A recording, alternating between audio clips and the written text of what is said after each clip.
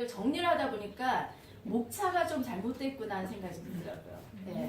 목차를 이분이 조금 이렇게 바꾸셨어도 훨씬 더 임팩트가 있겠다 그런 생각을 좀 했습니다.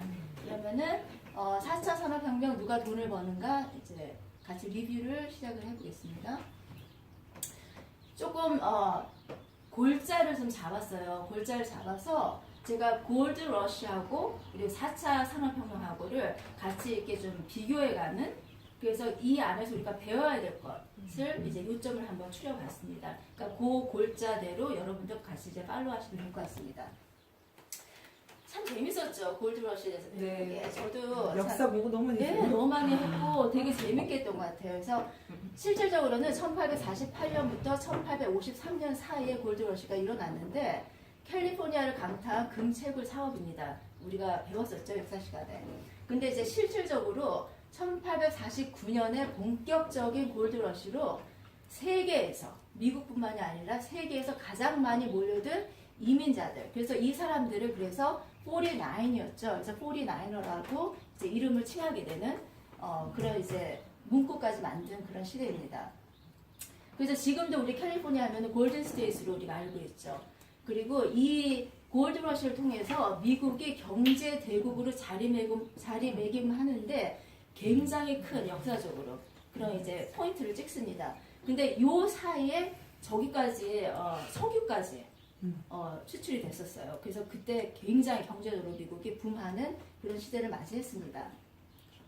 그리고 아마 여러분들 모두가 이 부분에서 굉장히 많이 샤킹을 하셨을 것 같아요. 저도 이걸로 돈 벌었구나 하고 생각을 했지. 정말 골드러시 때 핫스팟, 시장의 집중으로 인해 파생된 다양한 산업들이 있다는 거. 저희가 이 생각은 참 하지 못했던 한 부분이었던 것 같습니다. 책에서 가장 많이 배웠던 부분인 것 같아요. 자, 그러면 우리가 4차 산업혁명도 한번 저희가 포인트를 해서 이 책에서 말하는 4차 산업혁명을 한번 정리를 해봤습니다. 가장 첫 번째는 인공지능이죠. Artificial Intelligence죠. 그래서 여기 인공지능에서 저희가 생각해야 될 부분이 직업의 증발. 직업이 서서히 없어지는 게 아니고 직업의 증발. 굉장히 저는 무서운 단어라고 생각을 해요. 그리고 이 얘기를 딱 듣자마자 증발한 직업들이 생각이 났어요, 사실은. 증발해 버린 직업들이. 그리고 새로운 직업의 창출. 이 두 가지 여러분들이 생각하시면 좋겠고요. 그 다음에 기획 에코노미가 확대가 굉장히 많이 되고 있죠, 지금. 그래서 이 기획 에코노미가 뭐냐고 하면은 임시적인 경제 활동이에요. 그래서 어떻게 보면 이제 프리랜서라고도 이제 여러분들이 생각을 할 수 있을 것 같은데, 그때 어떤 요구에 따라서 만들어지는 이제 직업이 되겠죠. 그래서 어떤 계약직이 아니라 상황에 맞게 언디맨드에 따라서 만들어지는 그런 직업입니다. 그리고 이제 제가 뉴스킨을 시작할 때 프로시머에 대한 책을 읽었습니다. 3년이 지났거든요. 이제 프로시머에서 이미 3년 안에 미코노미로 바뀌었습니다. 그래서 제가 이것도 정리를 하면서 참 그러네 하는 생각을 했습니다. 프로시머는 내가 컨슈머이면서 프로듀스까지 하는 그런 이제 활동을 말하는데, 이 프로슈머에서 내가 주체가 되는 다양한 경제 활동을 의미하는 나라는 뜻이죠. 내가 중심이 돼서 다양한 경제 활동을 하는 그런 체계로 바뀌게 됩니다. 그리고 이제 4차 산업혁명 때는 평생 2번 이상 직업을 바꾸게 되는, 그게 굉장히 놀몰화되는 그런 이제 추세가 보이게 되겠고, 그러다 보니까는 이제는 직장보다는 직업이 중요한 시대가 오게 됩니다. 그래서 경제학자인 엘빈 토플러가 이제 이런 이야기를 했고요. 그래서 여러분들이 정말 내가 어떤 직업을 갖고 살지, 특히 자녀 교육 하실 때 굉장히 많이 고민해 봐야 될 부분인 것 같습니다. 그리고 또 이제 이런 4차 혁명 시대에서 이제 밀레니얼 시대가 이렇게 겹치면서 워라벨이라는 그런 새로운 이제 용어가 나타나기 시작했죠. 그래서 work and life의 밸런스를 갖는 거. 그러니까 옛날에 우리 부모님 세대는 그냥 work홀릭이었죠. 근데 이제 요즘 세대는 이 work과 life의 밸런스를 갖는, 이걸 추구하는 세대. 저희가 이번에 페리스 가서도 이거를 추구하는 커플을 만나고 왔었습니다. 그러니까 이 말이 굉장히 더 이렇게 가깝게 들리더라고요. 그리고 또 이거에 또 이어서 이 워라벨이 또 파생된 단어가 소확행. 한국에서 많이 쓰는 단어죠. 소소하고 확실한 행복을 더 추구하는 그런 시대가 됐습니다. 그리고 또 YOLO, 나는 YOLO야. 그죠? 굉장히 자신 있고 떳떳하게 말하죠. You only live once. 그러니까 나의 행복과 나의 현재 만족을 위해서 미래는 몰라. 난 지금 현재 행복하게 살 거야. 하는 이런 시대적인 우리가 흐름을 타고 있고 이미 이 안에 살고 있습니다. 자, 그러면은 제가 이제 골드러시 때 가장 중점적으로 지금 파악을 한 게 이때 파생된 신업종들에 대해서 이제 조금 더 깊이 있게 들어가 봤는데요. 어떤 현상이 있을 때 실제 돈을 버는 사람은 그 현상의 한가운데 직접 들어간 사람이 아니라 오히려 주변부에서 기회를 노린 사람이다. 굉장히 샤킹했죠. 예, 저희한테. 그래서 실제 골드러시에 뛰어든 광부들의 성공률은 1%였다고 합니다. 너무 낮았죠. 정말 다 질병으로 죽고. 그래서 샌프란시스코와 뉴욕에 사는 결국에는 재력가들에게 모든 걸 빼앗기는 그런 현실을 맞게 되었었습니다. 광부들이. 그래서 나중에 잠깐 나오겠지만 그 클레멘타인이 결국엔 이 광부들의 슬픈 삶을 노래로 만든 그런 노래입니다. 그래서 이제 이것을 또 뒷받침해, 그러니까 결국에 역사는 계속 반복되는 것 같아요. 그래서 이걸 뒷받침해주는 것은 닷컴의 열풍입니다. 그래서 IT계의 버블로 사실 실제 굉장히 파산한 개인과 기업이 굉장히 많았었어요. 그죠? 그래서 완전 실리콘밸리가 완전히 그냥 죽어버리는 그 지경에까지 이르렀는데, 그래서 이제 다시 이제 골드러시로 돌아가면 오히려 파생 업종을 통해서 많은 이들이 백만장자가 되었습니다. 이 시대에. 진짜 골드러시가 아니라, 그리고 이 닷컴 열풍에서도 결국에는 이 IT계의 사람들이 저기 한 게 아니라, 성공을 한 게 아니라 지주와 부동산 소유자들이 부의 축적이 굉장히 커지는 그런 시대였습니다. 참 역사가 재밌는 것 같아요. 그래서 과연 그러면 골드러시 때 핫스팟으로 인해서 파생된 어떠한 다양한 업종들이 있는지, 그래서 요식업, 숙박업이 굉장히 발달하게 됐어요. 사람들이 다 몰리다 보니까. 그래서 메리얼 호텔이 이때 생겨납니다. 그거 지금 알았어요. 네. 남편이 그렇게 좋아하는 메리엇을. 근데 이제 제가 소연 사장님 이제 덕분에 이제 메리얼 호텔에서 같이 지내면서 음식이 너무 맛있어요. 처음부터 끝까지 맛있어요. 이때부터 이제 발달한 거예요. 메리얼 호텔이. 숙박도 숙박이지만 특히 메리얼 호텔은 정말 참 음식이 맛있었던 것 같아요. 네. 그다음에 공업 같은 경우에는 이제 이거를 금을 캐기 위해서는 장비가 필요하잖아요. 그러니까 그거를 이제 샘 브레넌이라는 사람이 이제 대기 시작한 거예요. 그쪽으로 이제 눈을 뜨고 농업과 장비 기술이 굉장히 발달해서 여기 모든 사람들이 이제 밀리언애들이 되신 분들이에요 이때. 그리고 청바지. 이것도 그때 알았어 히스토리. 슈라우스라는 사람의 짱짱하게. 지금은 이제 아무래도 마케팅 쪽 조금 그죠? 워낙에 오래됐으니까. 이 잘못된 천막이 그죠? 만들어지를 통해서 이게 청바지를 둔갑한다. 결국에는 다른 사람의 필요를 내가 민감하게 느끼는 게 참 중요한 것 같아요. 그 다음에 운송업, 그 많은 사람들이 다 왔으니 그죠? 운송업이 철도업과 선박업이 굉장히 발달했고요. 그리고 이때 나중에 골드러시가 완전히 다 나중에 죽었을 때는 굉장히 선박들이 많았던 거예요. 그래서 그때 그 선박들을 어떤 사람들은 교도소로까지 쓸 만큼 그렇게 이제 이용을 했다고 합니다. 그리고 금융 쪽으로 돈을 서로가 이제 보내야 됐기 때문에 자기 가족들에게. 그래서 이때 헨리 웰스와 윌리엄 파고, 그래서 웰스 파고라는 금융 기업이 생기게 됩니다. 이때 참 재밌죠. 그래서 이분들이 운송업까지 손을 대신 분들이에요. 그다음에 이제 교육업도 이건 제가 생각 못했는데 그때 생각이 안 났는데 보니까 이게 다시 또 눈에 띄더라고요. 교육업에서도 조지아나 컬비라는 분이 이제 학교를 설립하고 선생님으로서 어떤 아이들 가르치는 교육 쪽으로 굉장히 발달하게 되고요. 그리고 이제 마크 트웨인 같은 경우 이제 라이터인데 이분이 또 이제 그 시대를 배경으로 이제 책을 써서 또 굉장히 이제 미국에 내노라하는 유명한 또 이제 라이터가 되십니다. 그리고 또 이제 엔터테인먼트 쪽으로도 참 그죠? 우리 삶에 다 필요한 거잖아요. 그래서 로라 크랩트리라는 분이 자기가 액트레스기도 하면서 엔터테이너기도 하면서 이제 코미디언이었어요.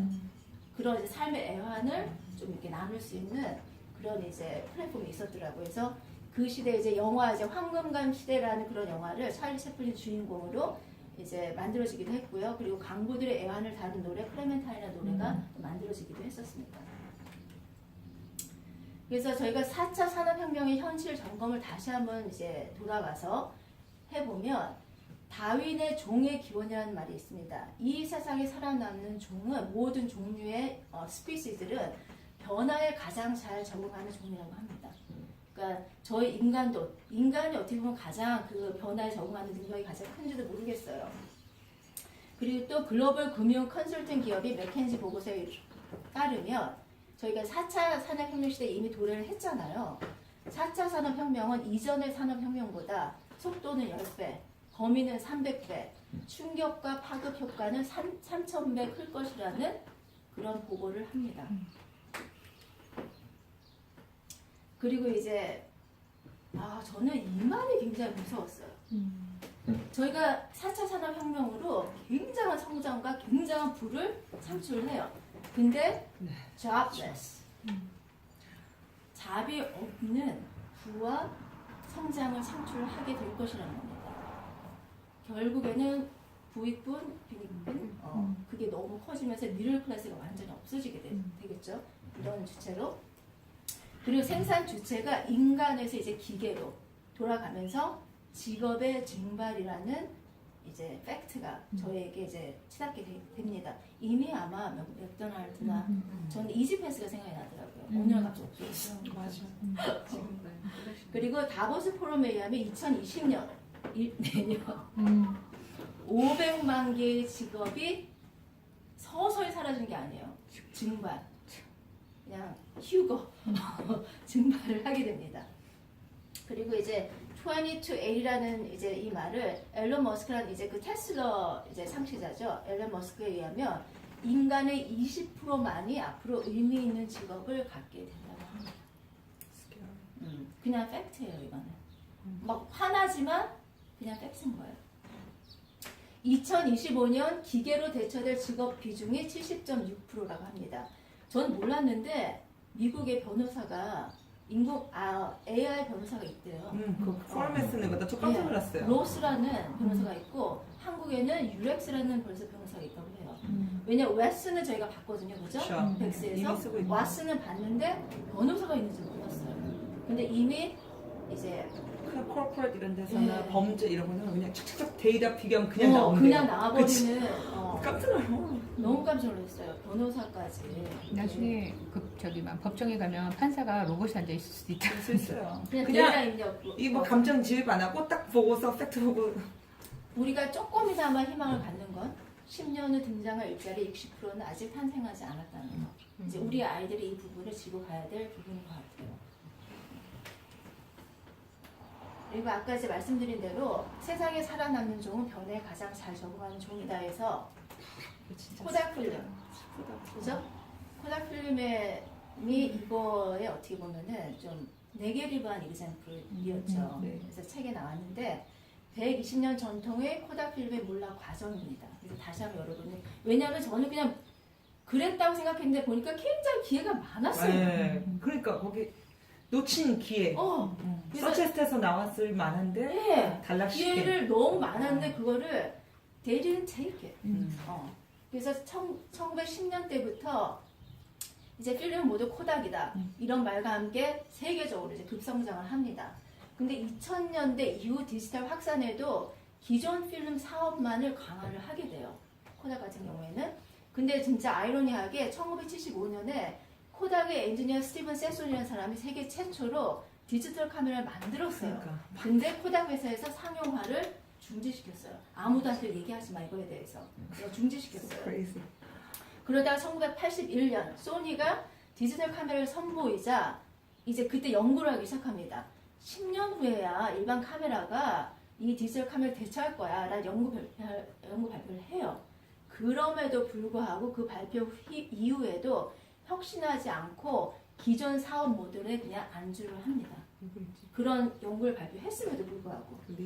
그래서 결국엔 2012년 결국 파산 신청과 함께 코닥 창업자와 경영 부실의 책임을 느낀 간부들이 이어지는 자살로 혁신을 외면하다 몰락한 기업으로 낙인을 찍힙니다.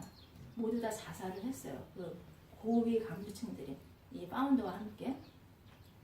그래서 결국에는 이 리더의 상상력의 부재가 얼마나 큰 정말 트레지를 가지고 오는지 책을 통해서 저희가 간접적으로 경험을 합니다. 그래서 이제 앞으로 4차 산업혁명 시대에도 결국에는 저희들의 상상력이 생산력이 될 것입니다. 그래서 여러분들이 아이들을 키울 때 메모라이즈 많이 하게 하지 마시고 이미지네이션 많이 하게 하는 저희 부모가 됐으면 좋겠습니다. 그래서 이거는 여러분들이 나중에 한번 내가 체크업을 한번 해보세요. 그래서 제가 일부러 이렇게 체크업 그 박스를 넣었는데 그렇다면 우리가 어떻게 대비해야 하는지 결국에는 이제 이게 저희들의 관건이잖아요. 역사를 통해 배우는 4차 산업혁명에 대비한 우리 자세가 대체 어떻게 해야 되는 건지 나는 지금 뭘 하고 있는지 결국에는 열풍 이런 어떤 뭔가 붐이 있죠. 항상 그 시대마다 열풍 핫스팟에 내가 제대로 대처를 해야 합니다. 그것에 제가 민감해져야 돼요. 이 핫스팟이라는 것에.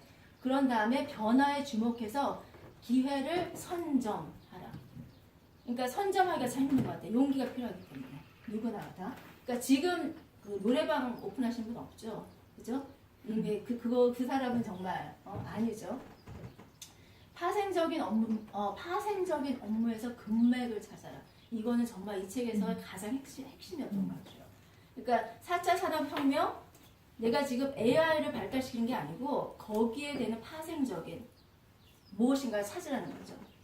미래 맹에서 탈출하라. 미래를 생각할 수 있는 동물은 사람밖에 없습니다. 우리가 미래를 자꾸 생각하는, 그러니까 몰라요. 어떻게 되겠죠. 이런 미래 맹에서 여러분들이 탈출하셔야 합니다. 그리고 혁신적인 문샷 띵킹. 저희가 달에 갔죠. 그죠? 그게 바로 이제 문샷 띵킹인 거예요. 뭔가 말도 안 되는 생각. 하지만 결국에는 거대한 문제에 대담히 도전할 수 있는 용기를 갖는 것. 그리고 배워라. 이런 책을 통해서 강의를 통해서 끊임없이 배워라. 아는 만큼 보이고 또 보인 만큼 저희가 바뀌죠. 그리고 미래 대응 방식에서 내가 어떻게 앞으로 지금 현재가 아니라 미래를 어떻게 대응할까에 대한 방식에서 부자가 결정이 됩니다. 그래서 그 대표적인 예로 맥도날드와 코카콜라와 KFC가 있습니다. 여러분들이 책을 보셨으니까 이 말도 저는 참 마음에 와닿았던 것 같아요. 본질에 집중하고 그 다음에 그 본질을 가지고 전략으로 행동하라. 여기서 본질에 집중하고 열심히 하라가 아니에요. 전략으로 집중하라요. 열심과 부자는 별개의 것입니다. 정말. 어제 어떤 분한테 이제 어떤 분과 대화를 하면서 남편분 얘기를 했거든요. 남편분이 그러셨대요. 열심히 살잖아. 그래서 이제 와이프가 그러셨대요. 열심히 사는 걸로 우리가 될까 앞으로? 미래가 괜찮을까? 그 다음부터 정말 남편의 눈이 흔들리는 거를 본 것 같아요. 그 뭔가가 쉐이크되는. 예. 괜히 말했다가 부부싸움 날 뻔했어. 그러니까. 그래서 결국에는 노력보다 선택. 왜냐하면 7일을 일하시고 집에 오면 10시, 밤 10시. 너무 열심히 사시잖아요. 그리고 그렇게 하려고 하기 위해서는 단순화하라. 이것도 저희가 참 그죠? 필요한 것 같은데 단순화한 다음에 그리고 집중하여 전문화하라. 그리고 그렇게 하기 위해서는 품질을 저희 회사가 이거를 참 잘해주시는 것 같아요. 품질을 높여 차별화하라. 내가 만약에 뭔가 바빠요. 저희 비즈니스가. 그러면은 뭔가 내가 잘못하고 있는 거예요. 바쁘면 안 되세요. 어떻게 보면. 어떤 면에서는. 네. 왜냐 가치와 품질을 높여서 불필요한 서비스를 단절시킬 줄 아셔야 돼요. 이게 저희들의 어떻게 보면 앞으로 나아갈 길인 것 같아요. 그리고 가격이 아니라 가치로 승부하라. 262 법칙인데 저는 이거 참 좋은 팁을 배운 것 같아요. 20%는 항상 비싼 걸 사세요. No matter what. 20%는 항상 싼 걸 찾으시는 분이에요. 이 60% 누군가의 마케팅에 의해서 비싸게 사는 쪽으로 가느냐 싸게 사는 쪽으로 가느냐 이 60%를 우리가 마케팅의 전략을 공략을 해야 되는 부분이에요. 그래서 이게 여러분한테 달려 있습니다. 저희 제품은 하이엔드 제품이죠. 그러니까 여러분들이 어떻게 upper 20%를 어떻게 갈지 전략을 강구를 하셔야 됩니다. 그리고 끝에 여러분과 나누고 싶은 거는 핵심 가치를 핵심 습관으로 삼아라. 이거 되게 중요한 것 같아요. 나의 습관이 되라는 거예요. 나의 어떤 핵심 가치가 있잖아요. 나는 전문화 할 거야. 그러면 이거를 그냥 머리로 이런 줄 아는 게 아니고 내 생활 속에서 이걸 하시는 거예요. 그래서 결국엔 그게 내 습관으로 돼서 어떤 상황에 이뤘을 때 내가 그것을 그냥 자연스럽게 행동으로 나올 수 있도록. 그래서 결국에는 내가 하는 일의 가치를 평소에 습관화를 하라는 거. 왜냐하면 저희가 항상 손님들 만나잖아요. 어제도 저희가 이제 그 비즈니스 프레젠테이션을 하러 갔는데 그럴 때 나오는 것 같아요. 저희들의 습관이. 어떤 말 한마디, 어떤 제스처 하나 이런 것들이 이런 습관에 의해서 저희가 뉴스킨의 가치를 전하게 되는 것 같습니다. 그래서 여러분 4차 혁명 시대 파이팅 하세요. 파이팅! 네.